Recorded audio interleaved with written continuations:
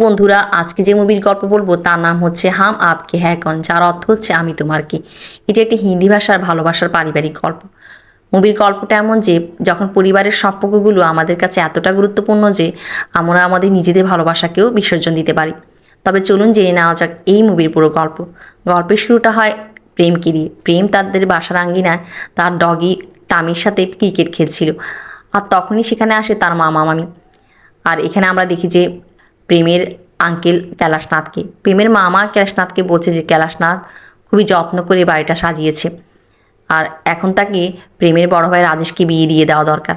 রাজেশের বউ এসেই এই বাড়িটাকে মায় মমতায় ভরিয়ে তুলবে। এদিকে প্রেমের মামি বলে যে সে তার বোনের মেয়ে সুইটির সাথে রাজেশের বিয়ে দিতে চায়, তবে প্রেমের মামা এই কথা এড়িয়ে যায়। প্রেমের মামাকে আমরা আবারও কৈলাসনাথের সাথে কথা বলতে দেখি যে তিনি কৈলাসনাথকে বলছেন যে কৈলাসনাথ প্রেম আর রাজেশের জন্য বিয়ে পর্যন্ত করেনি। আর এখানে কথায় কথায় প্রেমের মামা বলে যে গত সপ্তাহে তিনি দিল্লিতে একটা কনফারেন্সে গিয়েছিল, যেখানে তার সাথে দেখা প্রফেসর সিদ্ধান্ত চৌধুরী।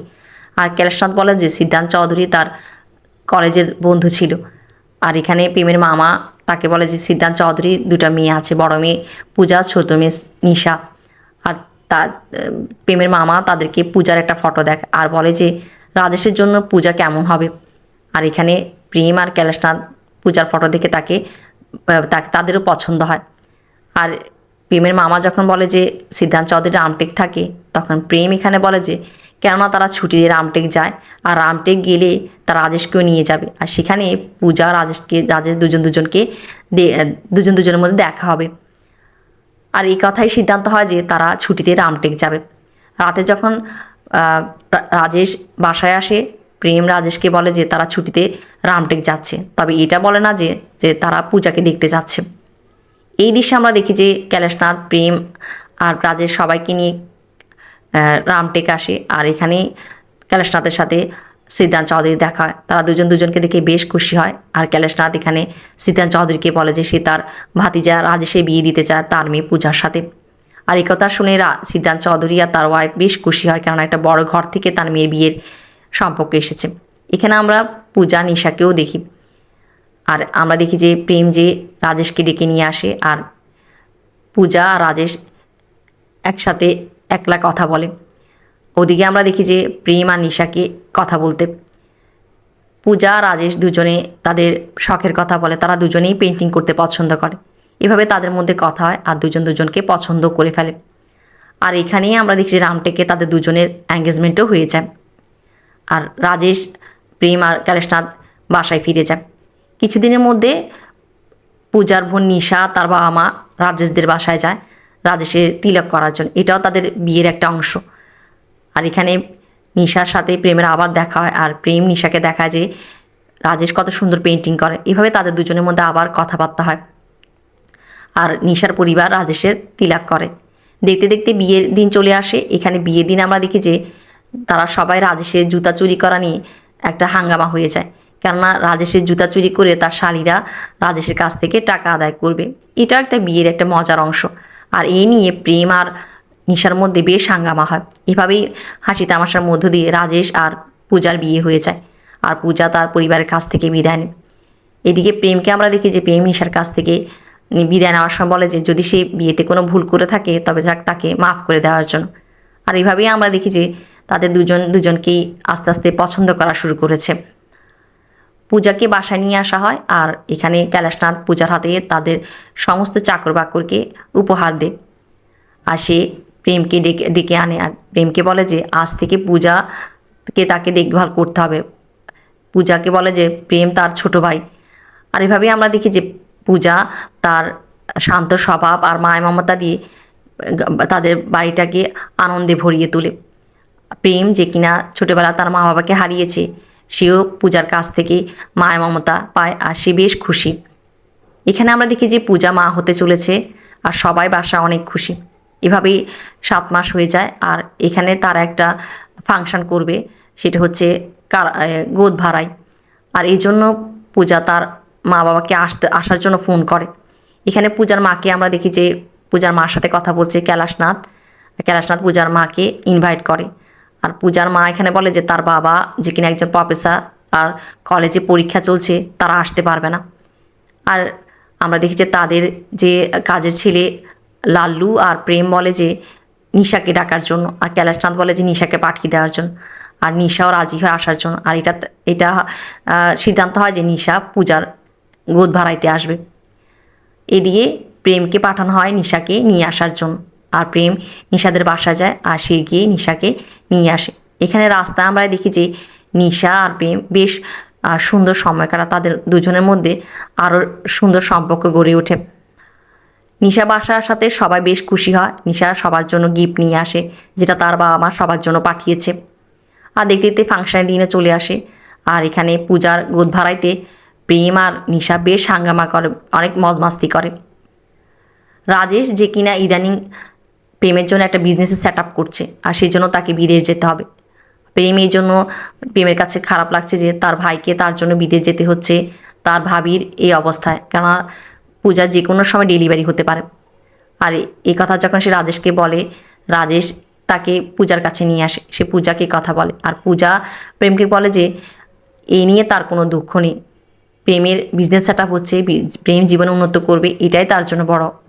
আর সে প্রেমকে বলে যে প্রেম এখানে আছে, এটাই তার ভরসা। আর তাদের সবার মধ্যে এত সুন্দর সম্পর্ক থেকে নিশার বেশ ভালো লাগে। রাজেশ দেশে না থাকায় প্রেমকে অফিসে অনেক রাত পর্যন্ত থাকতে হয় কাজের জন্য। আর পূজা যে কিনা অসুস্থ, নিশা প্রেমের জন্য রাতে ডিনারের জন্য ওয়েট করে। আর আমরা দেখি যে রাতে প্রেম আসে আর ডিনার করে। আর এখানেই প্রেম আর নিশা বেশ সুন্দর সময় কাটায়। তারা বেশ কিছুটা সময় রোমান্টিক হয়ে পড়ে, আর দুজন দুজনকে তাদের ভালোবাসার কথা বলে। ওদিকে আমরা দেখি যে পূজার ডেলিভারির সময় হয়ে গেছে, আর পূজা ডেলিভারি হয়, তার একটা ছেলে বাচ্চা হয়। সবাই রাজেশ আর পূজার বাচ্চাকে নিয়ে অনেক খুশি। আর এখানে রাজেশও বিদেশ থেকে ফিরে আসে, আর ওদিকে নিশার পূজা বাবা মা তার নাতিকে দেখতে আসে, আর সবাই মিলে এখানে অনেক হাসি তামাশা গান বাজনা করে। এভাবেই দেখতে দেখতে কটা দিন চলে যায়, আর নিশা আর তার বাবা মা এবার ফিরে যাবে। আর এখানে আমরা দেখি যে নিশার সাথে প্রেমকে কথা বলতে, প্রেম নিশাকে বলছে যে তার বিজনেস সেট আপ হয়ে যাওয়ার পর সে তার ভাইয়া ভাবির সাথে তাদের সম্পর্কের কথা বলবে। আর এখানে দুজন বেশ ইমোশনাল হয়ে পড়ে। নিশা চলে যাচ্ছে, এই জন্য আমরা দেখি যে সবাই নিশার সাথে ফটো তোলে, আর নিশা তার বাবা মা চলে যায়। এইভাবেই সময় কাটতে থাকে। আর ওদিকে আমরা দেখি যে প্রেমের বিজনেস সেট আপ হয়ে গেছে, আর তার কারখানার উদ্ঘাটনও হয়।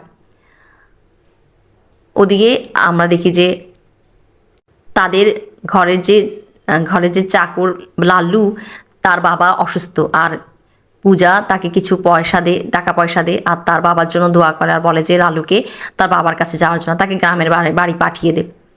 আর পূজাও তার ছোট বাচ্চা মুন্নাকে নিয়ে তার মা বাবার বাড়ি যাচ্ছে, তার মা বাবা মুন্নাকে দেখতে চেয়েছে। আর এখানে কৈলাসনাথ বলে যে সবাই চলে যাচ্ছে, তিনি বেশ একা হয়ে পড়েছেন।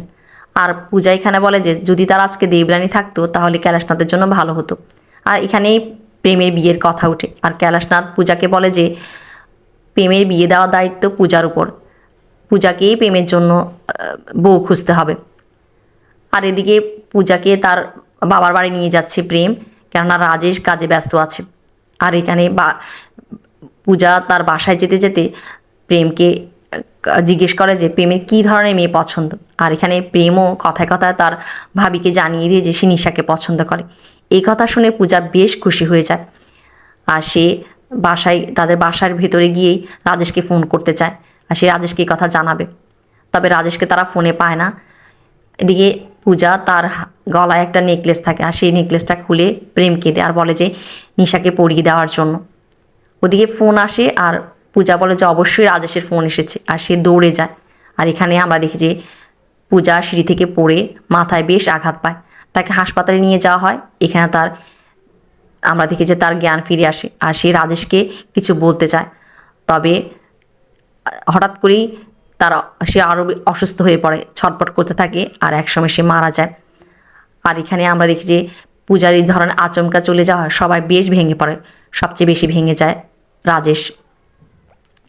পূজার মৃত্যুর জন্য এখানে পূজা রাখা হয়। আর এদিকে লাল্লু যে কিনা গ্রাম থেকে ফিরে এসেছে, সে পূজাকে অনেক বেশি মানত, তাকে সম্মান করত।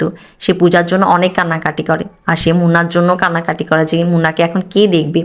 আর এই নিয়ে ঘরের সবাই বেশ চিন্তিত যে রাজেশ আর পূজার বাচ্চাটা অনেক ছোট, তাকে এখন কে দেখভাল করবে। আর আমরা দেখি যে নিশা পূজা আর রাজেশের বাচ্চা মুন্নাকে দেখভাল করছে। এদিকে রাজেশকে আমরা দেখি যে সে অনেক ভেঙে পড়েছে, সে খুবই তার দিনগুলো খুবই খুবই খারাপ যাচ্ছে। রাজেশের বিয়ের কথা হয় বাসায়, আর তবে রাজেশ তার বাচ্চার জন্য সৎ মা আনতে নারাজ। আর তখন সিদ্ধান্ত চৌধুরী মানে নিশার বাবা বলে যে যদি মুন্নার জন্য নিশা মা হয়ে আসে। আর এই কথা যখন প্রেম ওখানেই থাকে, প্রেম শুনে সে হতভম্ব হয়ে যায়, সে কিছুই বলতে পারে না, সে কিছু বুঝতে পারে না যে সে কী করবে। সে সেখান থেকে উঠে যায়, সে বেশ ইমোশনাল হয়ে পড়ে। আর তখন তার দৃষ্টি যায় একটা ফটোর দিকে। সেই ফটোটা দেখে যে সেতে রাজেশ, পূজা, নিশার ছোট মুন্না। আর সে ভাবতে থাকে যে তার ভাই ভাবি তার জন্য অনেক স্যাক্রিফাইস করেছে, আর এবার তার বলা যে সে তার ভাই ভাবির ছোট বাচ্চা মুন্নার জন্য তার ভালোবাসা স্যাক্রিফাইস করবে। আর সে এসে তার ভাইকে বোঝায় যে তাকে দ্বিতীয় বিয়ে করার জন্য। আর এদিকে রাজেশও বলে যে যদি নিশা রাজি হয় তবে সেও রাজি হবে। সিদ্ধান্ত চৌধুরী গিয়ে এ কথা নিশা আর পূজার মাকে বলে।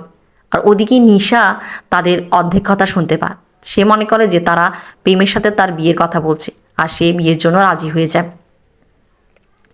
এখানে প্রেম ও নিশাকে কিছুই বলে না। দেখতে দেখতে মেহেদির দিন চলে আসে, আর ওদিনই বিয়ের কার্ডও ছাপা হয়। আর বিয়ের কার্ডে নিশা এটা দেখতে পায় যে তার সাথে রাজেশের বিয়ে হচ্ছে, আর সে বিচলিত হয়ে পড়ে। সে বুঝতে পারে না যে সে কী করবে। সে তার বাবা মার কাছে যায়, তবে কথা বলতে পারে না। এখানে বিয়ের অনেক ঝামেলা চলছে। ক্যালেশনাথের সাথে তার দেখা হয়, আর ক্যালেশনাথ নিশাকে বলছে যে সে অনেক খুশি যে মুন্না তাকে মা হিসাবে পাচ্ছে। আর নিশা এখানে রাজেশকেও দেখছে, রাজেশের মনটা এখন ভালো, আর সে কিছু ভেবে পায় না। এখানে সে চিন্তা করতে করতে সে জ্ঞান হারিয়ে ফেলে। তার যখন হোশ ফিরে আসে, সে রাজেশের একটা চিঠি পায়। সে তাতে রাজেশ লিখেছে যে যদি নিশার বিয়েতে কোনো আপত্তি থাকে তাকে বলার জন্য। নিশা কিছুই বুঝতে পারে না যে সে কী করবে। সেই প্রেমকে ফোন করে, আর আমরা দেখি যে প্রেম এখানে ফোনে চুপ করে থাকে। আর নিশাও বুঝে যায় যে প্রেম কেন তার ভালোবাসা স্যাক্রিফাইস করছে, আর নিশাও এটা মেনে নেয় যে সেও তার ভালোবাসা স্যাক্রিফাইস করবে। আর তারা দুজনেই রাজেশ আর পূজার বাচ্চা মুন্নার জন্য স্যাক্রিফাইস করে তাদের ভালোবাসার। দেখতে দেখতে বিয়ের দিন চলে আসে, আর বিয়েতে সবাই অনেক খুশি। তবে আমরা প্রেমকে দেখি যে তার মনের উপর দিয়ে একটা ঝড় বয়ে চলছে, তবে সে এটা কাউকে দেখাচ্ছে না। তবে তাদের কাজের ছেলে লাল্লু এটা জানে, সে সবই দেখেছে, সব জানে যে প্রেমের মনে কি চলছে। এখানে আমরা দেখি যে প্রেমের যে ডগি টাফি যখন নিশার কাছে যায়, নিশা তখন বসে বসে তার ফোনের দেওয়া নেকলেসটা দেখছিল। আর সে একটা চিঠি প্রেমকে লেখে, যেখানে সে লেখে যে তার বোন তাদের দুজনের কে মিলাতে চেয়েছিল, আর সেজন্য সে উপহার হিসাবে নিশাকে এই নেকলেসটা দিয়েছিল। তবে ভাগ্যে তাদের দুজনে মিল লেখা নেই, আর সেজন্য সেই নেকলেসটা প্রেমকে ফেরত দিচ্ছে। আর এই নেকলেসটা চিঠিটা সে একটা রুমালে জড়িয়ে টাফিকে দিয়ে প্রেমকে দেওয়ার জন্য। তবে টাফি সেটা রাজেশকে দিয়ে দেয়। আর রাজেশ চিঠিটা পড়ে সে শকড হয়ে যায়, আর সে নিশার কাছে আসে প্রেমকে নিয়ে। সে নিশাকে বলে যে কেন তারা দুজনেই, প্রেম আর নিশা, তাদের ভালোবাসায় বিসর্জন দিচ্ছে। আর সেই নিশাকে এও বলে যে নিশা মুন্নার চাচি হয়েও তাকে মার ভালোবাসা দিতে পারবে, তাকে এত বড় স্যাক্রিফাইস করার দরকার নেই। আর সে এবার বুঝতে পারে যে পূজা তাকে মৃত্যুর আগে কী কথা বলতে চেয়েছিল। আর এখানে পরিবারের সবাই আসে, আর রাজেশ তাদেরকে চিঠিটা দেখায় আর বলে যে পূজা নিশার প্রেমে বিয়ে দিতে চেয়েছিল। আর এখানে রাজেশ তার শ্বশুর সিদ্ধান্ত চৌধুরী নিশার বাবাকে বলে যে মণ্ডপে তারা নিশার বিয়ে হওয়ার কথা ছিল, এখন সে চায় যে সেই মণ্ডপে নিশার প্রেমের বিয়ে হোক। আর সবাই কথাতে রাজি হয়, আর ওই মণ্ডপে আমরা দেখি যে নিশা আর প্রেমের বিয়ে হয়, আর সবাই অনেক খুশি হয়। এভাবেই এই মুভির গল্পটা শেষ হয়।